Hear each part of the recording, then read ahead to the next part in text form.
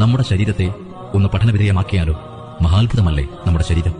മനുഷ്യ ശരീരത്തിലെ ഒരു ചെറിയ അവയവമാണല്ലോ കിഡ്നി. അവ നമ്മുടെ രക്തത്തിലെ മാലിന്യങ്ങളെ നീക്കം ചെയ്യുന്നു. ഒരു ദിവസം 160 ലിറ്റർ രക്തമാണ് കിഡ്നി ശുദ്ധീകരിക്കുന്നത്. മറ്റൊരു പ്രധാനപ്പെട്ട കാര്യമായ ദഹനക്രിയ നടക്കുന്നത് പ്രധാനമായും ആമാശയത്തിലാണ്. ദഹനത്തിന് ആവശ്യമായ അതിശക്ത സംഹാരശേഷിയുള്ള ഹൈഡ്രോക്ലോറിക് ആസിഡുകൾ ഇവിടെ ധാരാളം. ഈ ആസിഡുകൾക്ക് ഒരു ബ്ലേഡിനെ പോലും നശിപ്പിക്കാൻ സാധിക്കും.